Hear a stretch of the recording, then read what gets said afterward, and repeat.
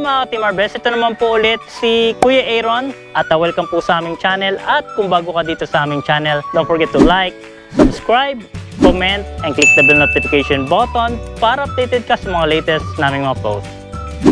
So yun mga guys, sa video na ito, ipapakita ko sa inyo kung kailan nyo pwedeng tanggalin yung puso ng inyong saging. Meron kaming tinanim dito na lakatan. Ayan, kung makikita nyo mga guys, ayan, yung lakatan. Applicable din ito mga guys sa mga saba, yung mga latundan, at kahit anong saging, applicable ito. Kailangan nyong tanggalin yung mga pusok ng saging para at least yung mga bunga sa taas ay lumaki. Kasi pag hindi nyo tinanggal yung puso, maaaring hindi lumaki yung bunga dahil may kaagaw dun sa nutrients. Kasi isa po itong matakaw sa mga nutrients at tubig ang saging. So, yan, ipakita na natin yung ating saging. So, yan mga guys, ito yung ating saging. Ito po ay lakatan. Galing po ng Davao. At kung makikita nyo, kung i-straighten nyo siya, pababa, yan yung puso ng saging. Ito, masarap itong iluto sa gata. At paborito ko yung kainin talaga mga guys. Ang kailangan nyo mga guys, para matanggal nyo yung puso na yan, ito po yung itak. Kailangan malinis yung itak nyo, no? Walang kalawang. Kailangan lagi nyong inaalagaan ng inyong itak. At kung makikita nyo ating pusong saging, ayan, always nasa baba, para siyang puso. Nasa taas ang bunga, after niyang mamulaklak ng katulad ng ganito, lalabas ng ganyan, at lalaki po yan ng ganyan. Okay?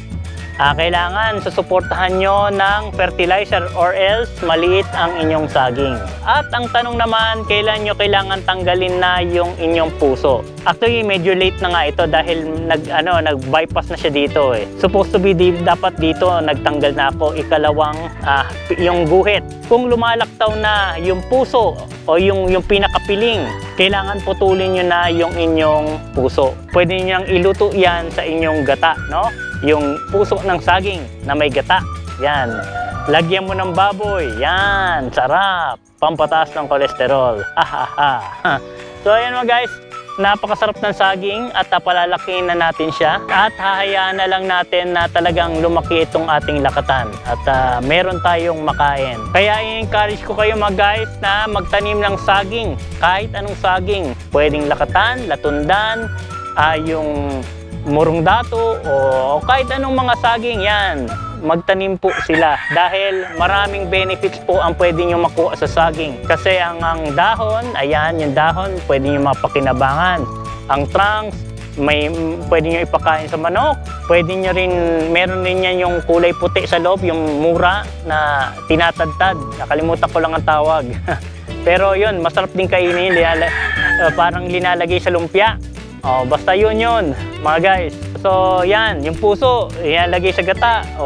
Ang sarap niyan, no? Ayan yung mga daliri niya, mga bulaklak. So itong saging natin, kailangan na natin tanggalan ng puso. Kasi kailangan na natin kainin itong puso na ito. Sayang. Okay mga guys, ito ang itak natin. Ito yung mga maliit. Sa tingin ko pwede na akong pumutol banda rito Okay? Pero dito na lang muna ako kasi baka lumaki pa itong malilit na ito Sayang naman, no? So ang gagawin nyo lang, kailangan 45 degrees. Tatapyasin nyo mga guys. Ayan. 1, 2, 3. Ayan na, sa baba na yung puso. Okay? Ayan. Juicy yan. Pansin nyo mga guys. Ayan ang dagta niya. Ready na ito ating Pwede nyo balutin yan para hindi atakihin ng mga insekto. Pero kung pambahay lang naman, pwede nang wag na. So yun mga guys, ito na yung puso ng saging at kinuha natin sa baba. Hindi naman siya nabugbog at okay lang naman. At bukas na bukas ay iluluto na natin itong puso ng saging. Okay? Lakatan po ang ating saging. Marami pong varieties ang saging. Meron pong saba, merong lakatan, may latundan, marami pang iba. Okay? So ayan mga guys, at I hope na nag-enjoy kayo at meron kayong napulot na sustansya sa video na ito mga guys. At na-inspire ko ang mga millennials na magtanim po ng magtanim kasi nagkukulang na po ang ating mga gardeners at mga farmers sa panahon na ngayon. At kailangan din natin ng mga magtatanim kasi nagiging polluted na po ang Pilipinas. Kailangan natin ng malinis na hangin kasi sila po ay nagpro-provide ng oxygen sa atin. At tayo naman ang nagpro-provide ng carbon dioxide sa mga halaman na ito. At kung kayo ay malapit at marami kayong mga tanim, first class na oxygen ang makukuha nyo mga guys. So magiging healthy tayo. Magiging healthy kayo, magiging healthy din ang mga kapitbahay nyo. Pati na rin yung mga kapitbahay na nauunang nag-harvest at nanunungkit na rin ng inyong mga tanim.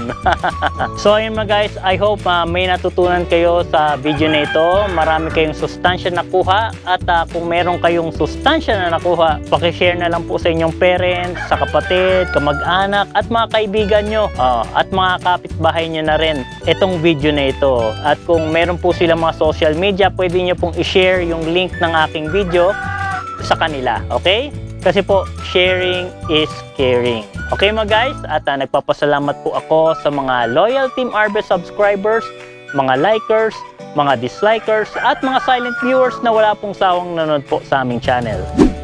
At kung bago ka dito kaibigan, i-click mo na yung subscribe button at i-click mo na rin yung bell notification button para updated ka sa mga latest naming mga post. At kung nagustuhan nyo naman itong video na ito, huwag kalimutan po mag-like at mag-comment po sa baba kung meron po kayong mga katanungan o mga suggestions para mapaganda namin ang aming channel.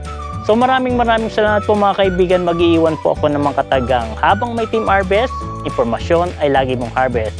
So hanggang dito na mga guys, and hope to see you on our next vlog. Bye-bye! 갑자기 내게 나타나준 너, 난 아무 말도 할 수가 없었지. 첫눈에 반한다는